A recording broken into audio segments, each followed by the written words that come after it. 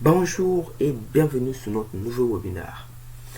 Alors, nous sommes très heureux d'être encore une fois de plus avec vous pour vous présenter ce nouveau webinaire qui va se tenir sur Coder autrement en utilisant une approche Jamstack. Et je dois vous dire que ce sujet a déjà suscité plusieurs réactions puisque nombreux développeurs nous ont contactés pour savoir ce que c'était qu'une approche Jamstack.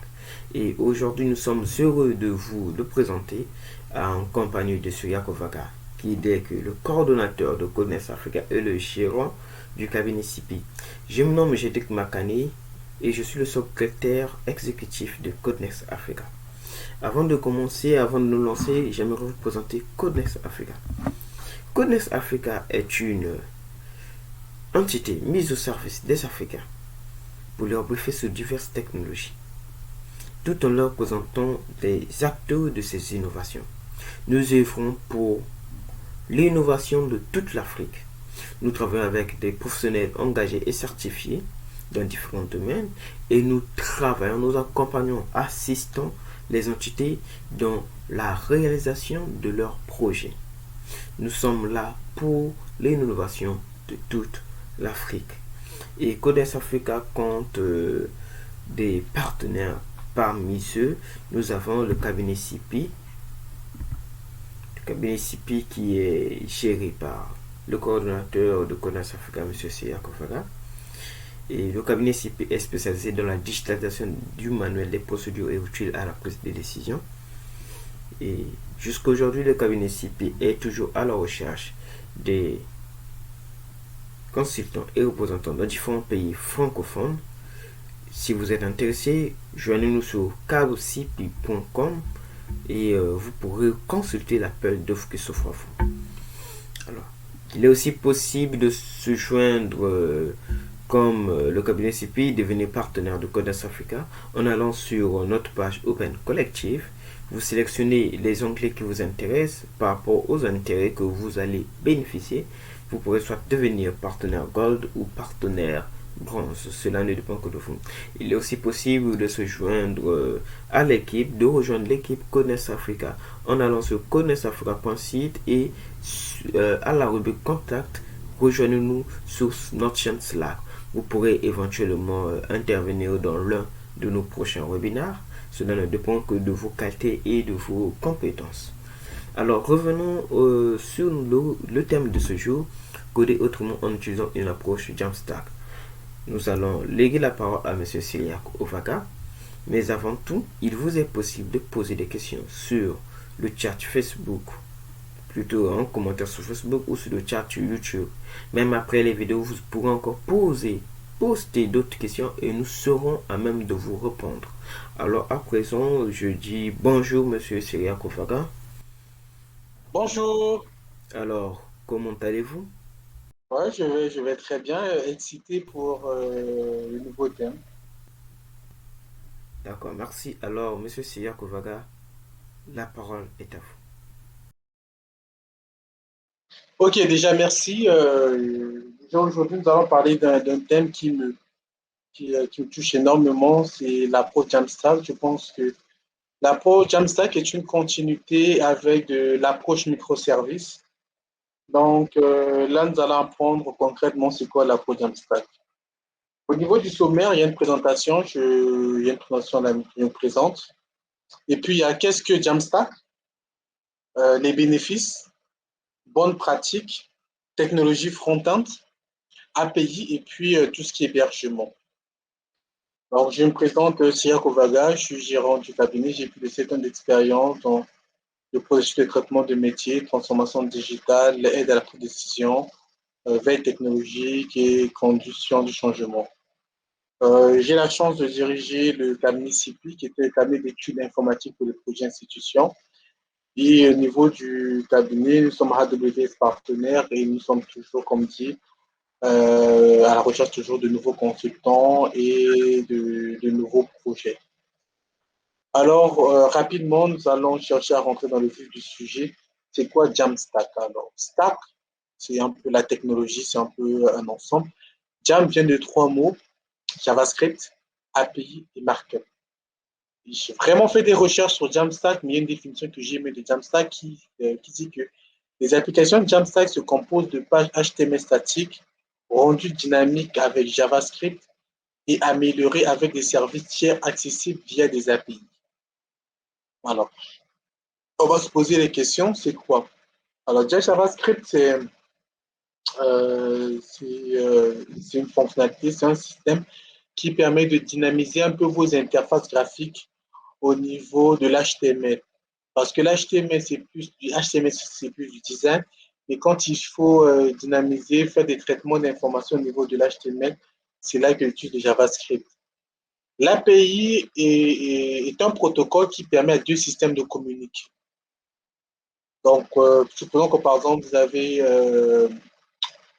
un site, un blog. Donc, l'API va permettre peut-être à votre interface graphique qui est en Jamstack de pouvoir communiquer avec votre site WordPress. Et le markup, c'est simplement pour dire que c'est de l'HTML statique. Donc, c'est vrai qu'il y a beaucoup de code qu'on peut générer, mais après, les frameworks que je vais parler dans le futur a cette capacité de générer de l'HTML statique qui est extrêmement qui est adapté pour une question de performance à nos interfaces, à une question de performance. Alors, le classique stack, donc l'approche habituelle, c'était le user qui attaque un CDN. CDN, c'est le Content Delivery Network. Alors, c'est un réseau d'ordinateurs qui permet de donner accès à un contenu. Donc, aujourd'hui, je vais accéder à Codex Africa. Quand je vais vouloir accéder, si un CDN, il va voir dans le data center le plus proche, quel data center qui est le plus proche, qui a la bonne version du site web. Et s'il le trouve le plus proche de moi, il me le donne. Donc, après le CDN, il y avait un load balancer. Le load balancer, il y avait une web app, il y avait un web server et ça faisait un comeback. Alors, sur l'approche Jamstack, le user, il n'a qu'un CDN et il a une API. Alors, l'API, de l'approche microservice de comprendre l'API, c'est vraiment c'est un système qui permet d'interfacer deux systèmes. Donc, du coup, dans le chargement de la page, une page HTML est extrêmement ça te charge très rapidement. Et là derrière, c'est au niveau de vos API de fournir les données le plus rapidement possible pour avoir une meilleure expérience utilisateur. Alors, les bénéfices, vous avez d'abord une performance accrue. Déjà, par le markup, vous comprenez que c'est des pages HTML statiques, donc c'est extrêmement rapide à s'afficher. Vous avez tout ce qui est les assets et les génériques qui sont très adaptés parce que dans l'approche Jamstack, la manière qui est conçue votre CDN est beaucoup plus différente. C'est vraiment adapté pour des questions de performance. Alors, vous avez une meilleure sécurité parce que la meilleure sécurité, il faut vous rappeler qu'on est sur une approche microservice. Donc, ça signifie que si aujourd'hui vous avez une application monolithique et que quelqu'un a attaqué votre site ou votre plateforme et cassé votre site web, c'est tout le système qui est bugué. Par exemple, vous avez une plateforme sur WordPress et que j'arrive à pouvoir mettre une erreur dans vos dossiers WP, automatiquement, c'est tout le système qui est impacté et ça devient compliqué. Or là, avec cette approche de meilleure sécurité, c'est que lorsque j'attaque votre front-end, votre back-end, donc votre logique métier et votre base de données est protégée. Alors les coûts sont bien moindres parce que c'est des coûts qui sont quasiment nuls. Je peux dire que c'est quasiment nul parce que par expérience, j'en ai beaucoup fait, j'ai beaucoup fait ce genre de choses. C'est des coûts extrêmement nuls. Meilleure expérience de développement parce que vous avez une équipe qui sera spécialisée à faire du UX et du UI, donc du User Experience et du User Interface Design, qui vont vraiment se concentrer sur la manière que votre site est produit, comment les gens interagissent avec les ressources, comment les gens interagissent avec les données. Et le point final, c'est l'évolutivité. Donc, il faut comprendre qu'aujourd'hui, vous avez 1000 utilisateurs et que voilà, que demain, pour passer à 2000 utilisateurs. Dans cette approche-là, la manière qu'est conçu les CDN avec les hébergements de Jamstack, c'est directement le CDN qui prend la montée en charge. Donc, ce qui fait que vous ne subissez pas la montée en charge. Alors, et si vous avez les bonnes pratiques, bon, déjà sur les bonnes pratiques, il faut remarquer que toutes ces bonnes pratiques sont déjà intégrées au niveau des hébergeurs. Les hébergeurs le font déjà. Par exemple, le CDN, c'est l'hébergeur, donc il faut juste vérifier que votre hébergeur propose un CDN adapté au Jamstack. Le déploiement atomique, ça signifie simplement que sur chaque déploiement, c'est tout le site qui est déployé. L'invalidation du cache, c'est pour des questions de performance et pour permettre que votre site soit facilement accessible. Tout est versionné. C'est vraiment une base. C'est vraiment une base parce que bon, c'est difficile. On ne peut pas faire du Jamstack sans versionner votre code. Il faut avoir des versions du code. Je pense qu'il y a dans le thème passé, on a eu un peu à parler de cette question. Et on a la génération automatique. Génération automatique signifie que, supposons qu'aujourd'hui, je travaille sur le site et que sur le site, on me dit d'installer le blog. Un blog. Donc, je travaille, je mets le blog. Et quand je mets le blog, je veux que le blog, en suivant un workflow, passe en production, passe en master, parce que, bon, je pense que vous savez que depuis Black Lives Matter, la branche de production n'est plus master, c'est maintenant le main. Donc, quand je quitte de là, je passe au main, je passe au main, directement que quand je passe au main, on aimerait qu'il y ait un déploiement automatique, donc que le code s'intègre. Alors là, il y a beaucoup de technologies, il y a du webhook, mais très souvent, on fait du DevOps. Là où on a du CICD, donc du Continuous Integration et du Continuous Delivery. Donc là, vous avez ces deux concepts qui permettent de faire une génération automatique. Mais sachant, comme je dis, c'est bonne pratique. Lorsque vous travaillez sur un hébergeur, déjà, il vous informe correctement. Alors, déjà, il faut comprendre que il y a des technologies qui sont utilisées, des technologies front-end. Donc, on a la technologie front-end, on a les API. C'est vrai qu'il y a Angular que je ne vais pas cacher, mais personnellement, je recommande de travailler entre deux maisons, c'est du Vue et du React. Mais je ne vais pas rentrer dans le débat qui est mieux que quoi. C'est un débat qu'on a au sein du cabinet qui fait se comprendre des heures et des heures. Et c'est le framework qui est le mieux adapté pour vous qu'on utilise. Alors, sur du Vue, euh, vous avez le Vue, le React, après dit, c'est des bibliothèques de JavaScript qui permettent de pouvoir faciliter le traitement d'informations. Mais ces bibliothèques ne donnent pas tous les éléments qui vous permettent de faire un système. Un exemple, le changement de page, faire ces changements de page, sauvegarder dans un store, euh, gérer, intégrer des nouvelles bibliothèques, des nouvelles fonctionnalités. Et tout cela, ce n'est pas juste des bibliothèques, mais tout un système. C'est là qu'il y a des frameworks qui sont basés sur ces librairies-là qui deviennent comme des langages, qui sont des langages. Dans le cas de Vue, vous avez Nuxt et GridStorm, et dans le cas de React, vous avez Next, Gatsby. Et chaque framework, vous allez le voir, a des avantages, a des inconvénients. Tout, bien sûr, dépend du type de projet. J'aime toujours le dire, il n'y a aucune solution qui est meilleure qu'une autre. Le plus important, c'est le user case. Donc, c'est votre cas d'utilisation. C'est le cas d'utilisation qui vous permet de choisir la technologie ou la stack la mieux adaptée à votre besoin. Alors, lorsque vous quittez tout ce qui est technologie front-end, vous avez ce qu'on appelle pas des API. Alors, les API, vous comprenez que de l'autre côté, avec par exemple Nux, on a fait notre site, par exemple blog, on a fait une page qui permet de recevoir l'article, on a créé un input qui permet de faire une recherche, on a créé tout un ensemble de choses. Mais il faudrait maintenant qu'il y ait des données. C'est là qu'on utilise des API. Par exemple, une recherche, on peut le connecter avec Elasticsearch. Là, par exemple, je vous ai mis Prismic et Strapi, qui sont des headless CMS qui permettent de pouvoir avoir du contenu un peu comme du WordPress. Donc, vous pouvez mettre des API pour le faire. Et le but de l'API, c'est de pouvoir avoir plusieurs sources de données de différentes technologies. Supposons qu'aujourd'hui, sur votre même site, vous voulez intégrer de la reconnaissance faciale. Vous allez prendre, par exemple, vous allez attaquer par exemple une API Java. Vous voulez faire du machine learning pour attaquer une API Python.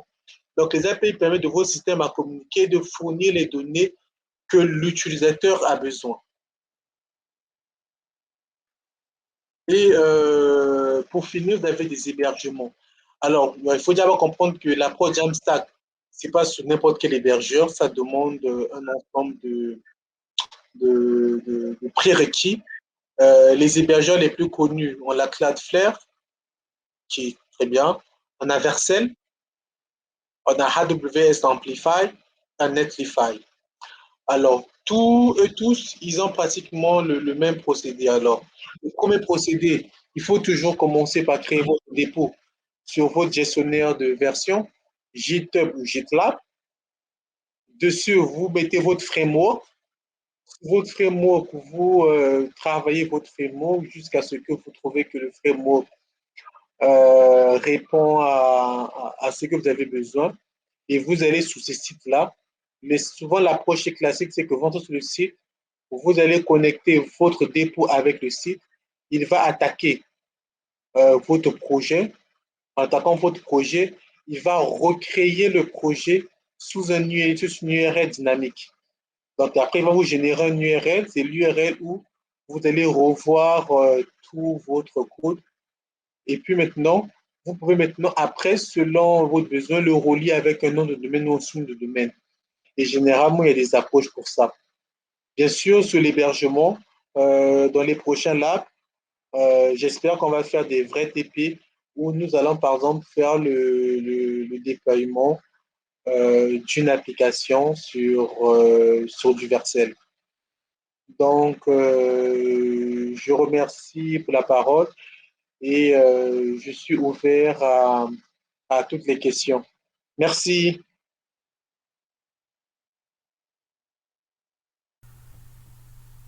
Merci, Monsieur Siagovaga. Merci pour cette intervention. Merci d'avoir éclairé nos lanternes.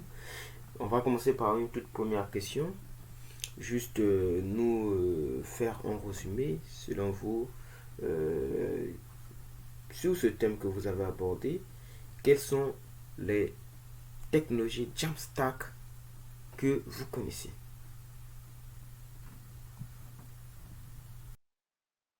OK. Déjà, c'est comme je l'ai dit, il y a beaucoup de frameworks.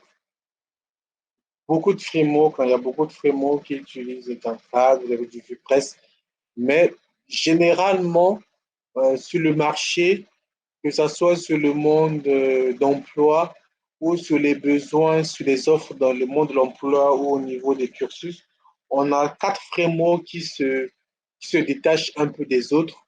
On a du Nuxt et du GridStorm pour ceux qui aiment utiliser Vue.js et on a Next et Gatsby pour ceux qui utilisent du React. Mais après, bien sûr, les approches aiment ça aussi avec Angular. Donc, on a plusieurs frameworks et c'est les frameworks qui se distinguent un peu plus. D'accord. Et parmi ces technologies Jamstack, Monsieur Siagovaga, quelles sont les technologies que vous utilisez? Bon, après, c'est comme je le dis, tout est question de user case. À la date actuelle, Nuxt est à la version 2 et à la date actuelle, ça dépend des projets. Lorsqu'il y a beaucoup d'URL dynamiques, il faut que j'utilise ce qu'on appelle des URL dynamiques. Il y a des technologies, j'aime parfois utiliser du Next, qui est très intéressant sur la gestion des URL dynamiques et qui a une très bonne intégration avec AWS Amplify et Vercel. Mais mon coup de cœur, personnellement, je dis vraiment personnellement, c'est un choix personnel, c'est du Nuxt qui fait très bien l'affaire, qui est facile à coder, facile à mettre en œuvre, facile à utiliser. Bon, après, bien sûr, tout ce qui est question de facile, c'est vraiment relatif. Donc, chaque développeur, j'aime bien que chaque développeur puisse s'imprégner de la technologie et la rendre mienne. Donc, voilà un peu mes choix personnels. Après, bon, et puis j'aimerais voir. Voilà mes choix personnels. Merci. D'accord, merci, merci, Monsieur Syriac. Alors, une dernière question. Parmi ces technologies, quelle est la plus fluide et la plus facile à être intégrée? Je répondrai tout simplement à cette question, c'est que je ne pense pas que l'un est mieux. Je dirais, par exemple, tout commence par le vieux le React. Dans le cabinet, par exemple, on a des consultants qui sont très fans très fans de React. Pour eux, ils vont trouver un Next intéressant. Dans le cabinet, on a des gens qui sont fans de Vue.js, qui vont trouver Nux. Donc, c'est vraiment plus une question d'approche, une question d'habitude. Je ne recommanderais pas un mieux que l'autre. Et je demande toujours à chacun de tomber amoureux de son framework qu'il aime ou sa bibliothèque JavaScript qu'il aimerait. Donc, c'est comme on dit, les goûts et les couleurs ne se discutent pas. Merci, Monsieur Sirakovaga, merci pour ces réponses claires et pour cette intervention élogieuse. Nous sommes à la fin de notre webinaire. Nous disons merci à tous les participants. Merci à ceux qui vont suivre la vidéo après ce webinaire. Merci à tous nos partenaires. Merci à vous qui nous suivez de près ou de loin. N'hésitez pas en tout cas à venir nous soutenir. Alors, nous rappelons que le cabinet CP est toujours à la recherche des consultants et représentants sur le territoire africain, notamment l'Afrique francophone. Nous rappelons aussi qu'il est possible de devenir partenaire Codex Africa en allant sur notre page Open Collective. Et nous rappelons aussi qu'il est possible de rejoindre l'équipe Codex Africa en allant sur codexafrica.site mise en description et dans la rubrique contact de cliquer sur rejoignez-nous sur notre chaîne Slack. Alors nous vous disons soyez connectés et à très bientôt. Au revoir.